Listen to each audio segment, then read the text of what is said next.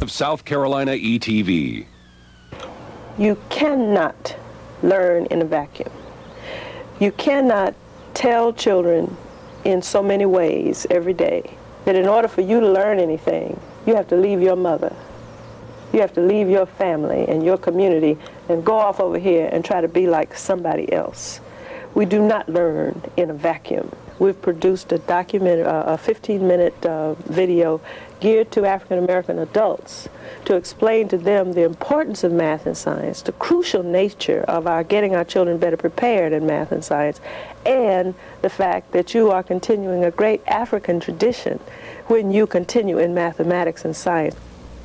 Will we be remembered as the generation that took up the challenge, or the generation that surrendered the future for fear of science and mathematics?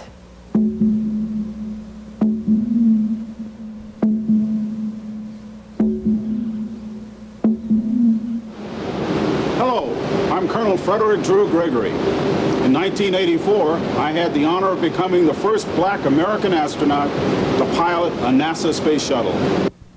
Good evening and welcome to For the People.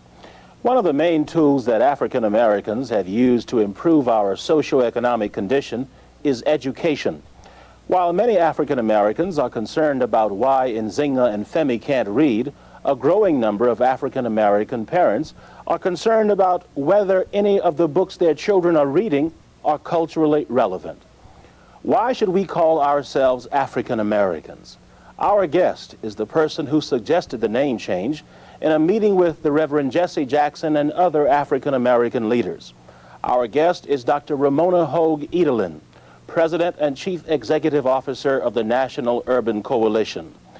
Before her tenure with the National Urban Coalition, Dr. Edelin was founder and chair of the Department of African American Studies at Northeastern University in Boston. She has taught at Brandeis University, Emerson College, and the European Division of the University of Maryland. A Phi Beta Kappa graduate of Fisk University, Dr. Edelin performed undergraduate work at Harvard University, earned an MA degree in philosophy from the University of East Anglia in Norwich, England, and a PhD in philosophy from Boston University. With brains like this, she must have South Carolina roots. I'm pleased to say that I do indeed, Listerveld. My grandparents and great-grandparents came from Chester and Orangeburg, and I have family still in Lancaster, my uncle and his family. And you said you picked cotton down there? I did, on my granddaddy's farm. Uh-huh. Yes. How much? One bale, exactly. Maybe we should begin by asking you to tell us something about the National Urban Coalition. Okay.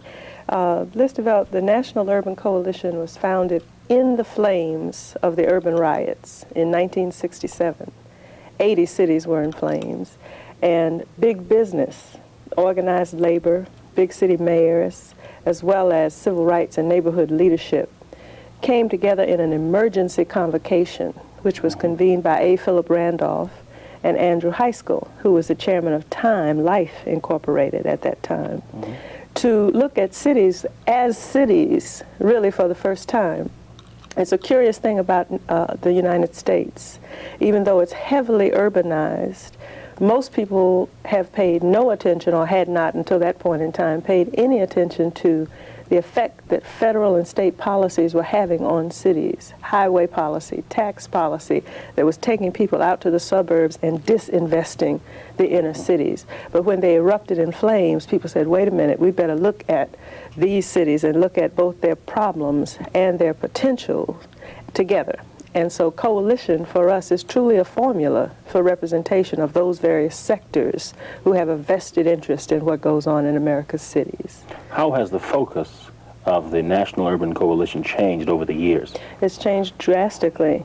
As you probably recall, when the cities were in flames, there was a front page article in the New York Times with all the magnates of the major multinational corporations praying over our cities and vowing to get to the root causes of all the problems in the cities and not to leave until all these problems were resolved.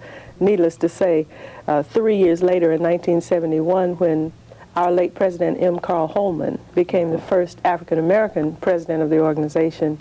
That interest had dissipated. The flames had died down. Our historic partners, some of them went to other interests, such as the war in Vietnam, which was a pressing issue at that time. And so it was really Mr. Holman who changed the coalition's focus from policy on Capitol Hill and phone calls from CEO to CEO dealing with pressing issues of their own survival, to give it arms and legs and hands and feet out in the cities around America.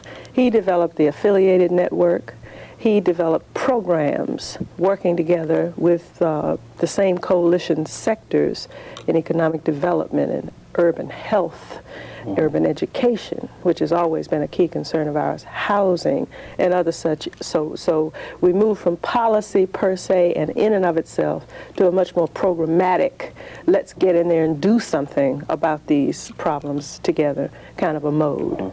You have been looking at the educational process in which African American students, children, are engaged. Would you tell us what you had seen? The coalition from its inception has been vitally concerned with the whole business of education, job readiness, and what was affecting the youth who were disaffected and the people in the communities who were disaffected during the riots. To free up the potential in the cities, to develop the potential in the cities has been a historic concern.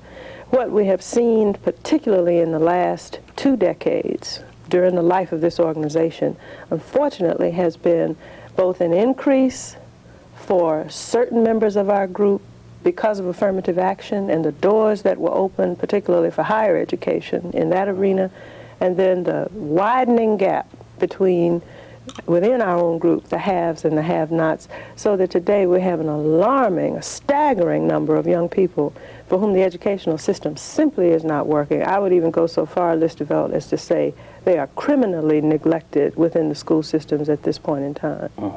Many people would say that the American educational system is not only failing blacks, but whites, Latinos, and others. What is unique, or is there anything unique about the failure of the system in terms of the African American student? The system is not working well for most students of whatever racial or ethnic background. If there are, in fact, millions and millions of illiterate Americans, the vast majority of them white, who have come through the same public school systems, the system is not working well for anyone. I think, though, we are, that old word, vastly and disproportionately suffering from the results of this system in the schools now. And I have specific challenges to bring to public education, which is where the vast masses of our children are and will be. You can't give up on the public education system, but you can talk specifically about it. One thing, we have no longer got a notion of education growing from the ground up, from the masses of the people, about their own lives and what goes on in neighborhoods and communities relative to people. It's sort of a top-down, very much paternalistic and Eurocentric approach to education, and it's not working. It's not working at the lower levels in the grades, and it's not working at the higher levels, unfortunately, right now. As you know, I'm sure, the United States is no longer competitive with most of the nations in the world, particularly in math and science, and that's all students, not just our children. But we are disproportionately affected by that. There are just far too few of us. I think we had actually one PhD in physics to come out last year, just one in the whole nation. Nationwide? Just one. Is there racism in the classrooms of this country, and what form does it take? There's definitely still racism in the classrooms of this country, and it takes all of the subtle and overt forms that we have always known since our enslavement in this land and more. Because we both have children. We know that the children today are more visually sophisticated than any group of people probably the planet has ever known. A chalk and a blackboard, a book, a tablet and a pencil will not bring out what there is within these children any longer. We're not trying to do innovative things that are rooted in what we know, the tried and true. to reach and teach our children. One of my great passions is to untap the genius and the talent that resides within these children. Their genius is in the streets, on the ball fields, in the recording studios, and then they're functional illiterates in the classroom. Why? This is a real serious question that I have personally been engaged in for more than 20 years now, both in higher education and now at the Coalition. But the racism is in the textbooks. It's in the very structure of the language that we bring to this. I know you have had our brother Malefi Asante on the program. It is in, most particularly, and I don't know how I can state this strongly enough, the power of expectations. The research has shown for more than 50 years now that there's only one direct corollary to the performance of a child in school, and that is the expectation that the teacher and the family and the community, society around that child has of that child. Right now, our children have such dwarfed perceptions of themselves. They are treated almost like criminals and prisoners in our school systems, and they can't hope to emerge from that, and much of that is racial. Why do you think they have this dwarf perception, as you say? We have not figured out how to test teachers and administrators in public schools just as seriously and rigorously in the area of their expectations of our children as we do in subject matter content, or we purport to in subject matter content, for example. If I were asked to design a teacher test, one that said you are suitable to teach children and you are not suitable to teach children, the first criterion that I would use would be the genuine perception that that person has of that child. Listavelt, children know how you feel about them. They know when they are not looked at, when you don't make eye contact. They know when Susie over here misses a question and the teacher says, "Oh, come on, Susie, you can do better than that. Now, what did we say yesterday? How did we arrive at such and such?" And Susie begins to piece it together, and eventually she gets the right answer. "Wonderful, Susie, you did a wonderful job." Whereas Listavelt gives a wrong answer the first time, teacher just turns around and goes over here and calls on somebody else. Listavelt knows that he is being treated differently, that the expectation of him is not the same. Now you compound that by tracking and other really, frankly, vicious forms of denying our children access to education, which still persists. And there's no mystery about why they don't feel that they're welcome and they are celebrated in that environment as they should be.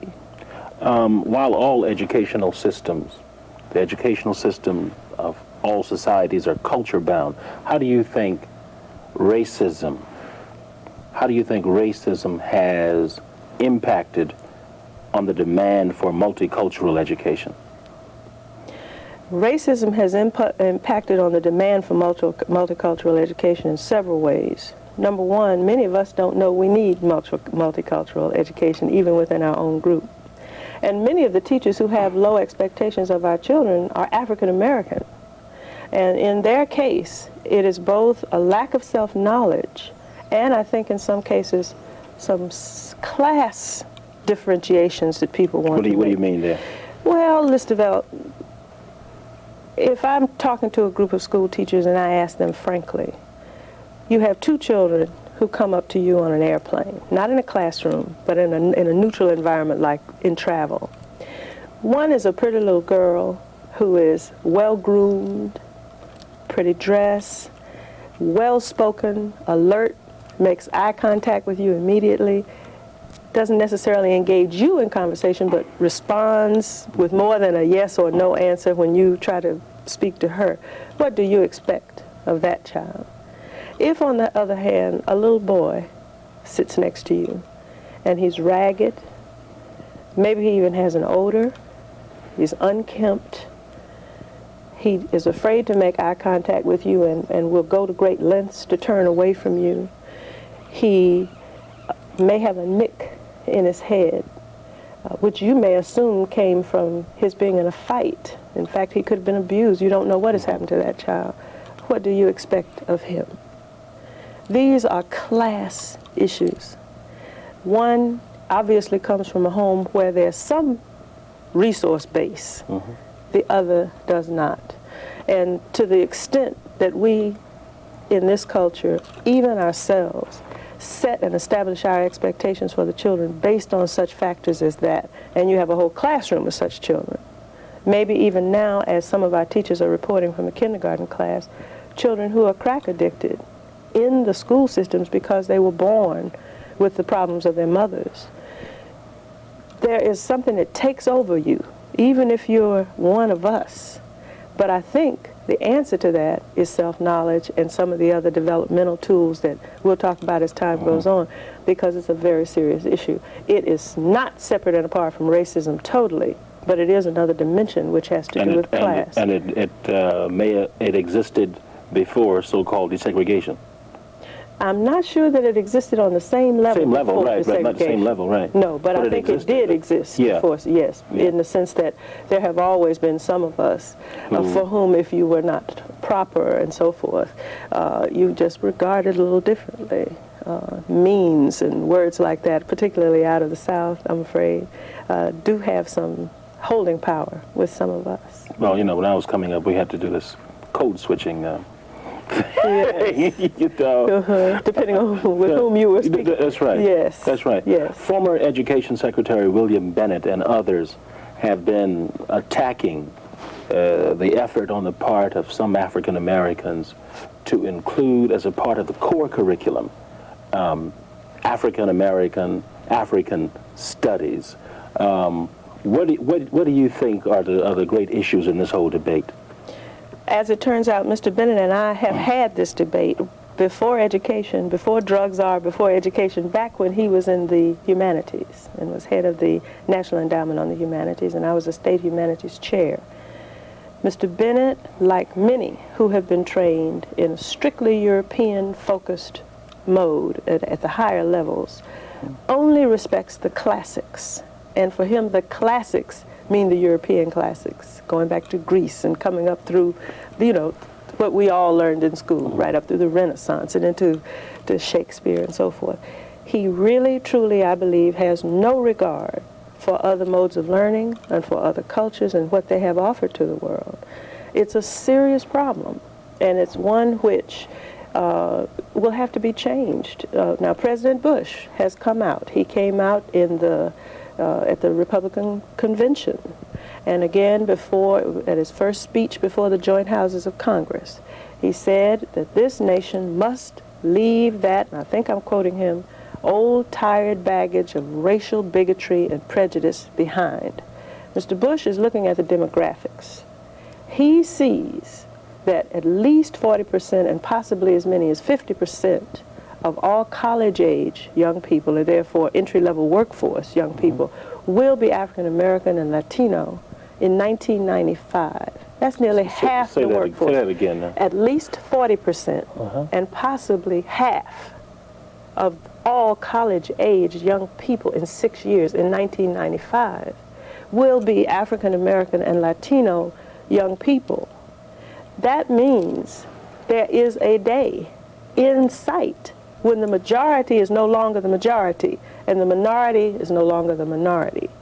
Mr. Bush says we will not be one whole competitive nation going into the 21st century unless we can't afford this business any longer. Now, what he says and what he does are two different things, and we expect him to do something about that situation if in fact he sees it clearly.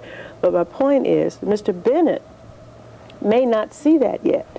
Certainly at the time when he had no regard for anything other than the classics, and that approach he did not. Do you think President Bush, in making the statement that he made, was saying that he was for a more expanded curriculum? Well, or was he just talking technology and the math and... What we have to do when people say things like that, and the door is open, we have to define what it will take for us to be productive. I'm at the point, Listavella, and I know, you know, many of us are. If every European or every person of European lineage vanished from the face of the earth tomorrow morning, what would we do? My answer to the question of preparing half the workforce and stop thinking of ourselves as a minority And being prepared to do any and everything that the world requires is for us to do our own positive thing. And and we will be getting into some of the dimensions of that. I don't know whether Mr. Bush sees or intends that or not, but I know that if we do, and if we know what the development of our group entails, then we had better be about seeing to it that that happens. Hopefully we will have the help of the federal government and the private sector in these initiatives, particularly for public education and higher education. But that remains to be seen, and my point is, with or without that help, there's a job that we must do. Let's talk specifically more about the curriculum and what that curriculum should look like and how you think this curriculum issue will play out. Okay, the curriculum is one issue, and it's a very important issue, but there's another issue that attends that. And if you don't mind, I'd like to couple those two. There is no question that no top-down, paternalistic, Eurocentric curriculum is going to fulfill the needs of children of color as they prepare themselves for the 21st century. It simply will not do. It does not suffice for European American children, as I've already indicated. I taught children at the largest university in this private school university in this nation nearly 20 years ago. The vast majority of them were white, and they could not read and write adequately. They did not deal with higher order thinking skills and critical reasoning the way that they could have and should have done then. So I know that things have changed since that period of time. That approach that does not draw from the masses of men their own life experiences will not, it withers, it dies. It looks elite and pretty, particularly when your propaganda can just make it so exclusive and so desired by so many people. But it shrivels and dies. It cannot live. So there's that level. But beyond the cultural content and the historical truth that has to be told through the curriculum about all the world, which begins in Africa and then proceeds forward. There's also a question of how you teach. I've often told the children, you can say anything to anybody, but it depends on how you do it, whether it's going to be effective or not. And this is another major problem, because in addition to the structure of the language itself, European cultural hegemony, which dominates the curriculum and the textbooks and what's supposed to be true. In addition to that, we have a style of teaching, if you will. I don't prefer the word style, but that is the term of art right now, learning style and instructional style. We do not learn well, and I would submit that no one does, but we certainly do not. People of color certainly do not learn well in a strictly lecture classroom, with an authority figure standing at the front of the room and 40 children just sitting down for 50 minutes at a time while somebody talks at them and occasionally tosses out a question like a hand grenade. The kind of environment that is conducive to our learning is a hands-on, inquiry-based, discovery learning methodology, particularly our boys.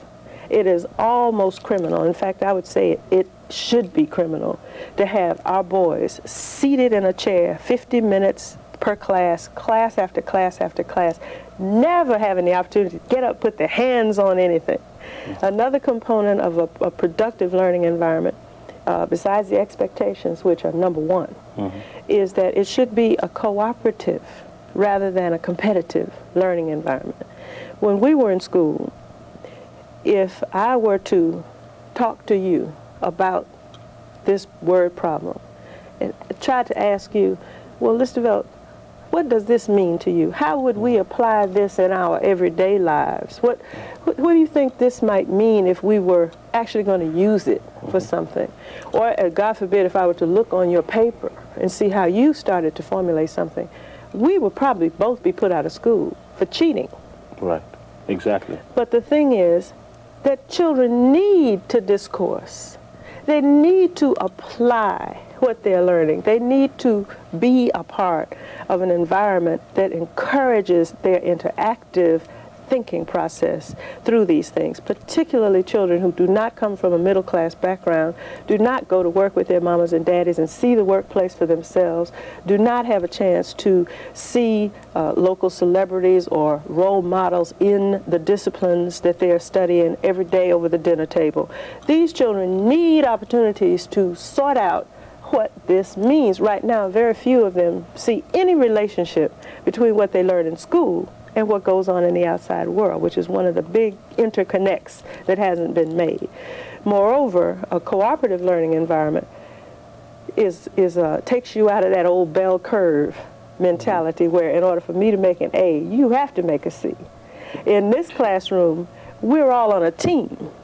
We're all on the same team. We may compete in a friendly way with someone else down the street, but in here, our attitude is we're all going to make it. We're all going to succeed, and we're going to work on this set of problems until each and every person in here can excel and achieve in that. And there's another key to that outside of the classroom, which is very important. Turns out from two recent studies, one from California and one from Massachusetts, the single defining characteristic for the Asian students who excel so much, particularly in the technology areas, are the study groups that they form after school. And this is the cooperative learning environment, the team spirit, the adult leader who takes them through what they've done that day, makes sure that everybody has it. When they go back to class the next day, they're ready. They know they're ready. This is missing in the lives of our children. But this culture is so caught up into individualism. How do you think people will be able to break through that? Individualism is a cruel lie. I will be as blunt as I can be about this. And I think Du Bois said it very well when he said, the history of the world is a history of races, groups, not individuals and not nations. We are in an environment that pretends, and here's where the language structure and the whole set of expectations tells again. It pretends to be about rugged individualism, but in fact, groups emerge or do not emerge. There is one reason why the whole African group en masse cannot rise up right now, and that is as a group we are discriminated against, which is not to say we don't have a few brilliant entrepreneurs and others who can rise to the surface. But the reason that we are concerned about the uplift of the masses of our people still in 1989 is that we as a group defy the myth of the ethnic queue. Everybody else may have been able to step up that way. We have not, and there are reasons for that have to do with our identity as a group. We must get away from that individualism thinking, which is not to say that the individual's rights and talent and genius are not to be cherished and developed. But it's developed how? In a context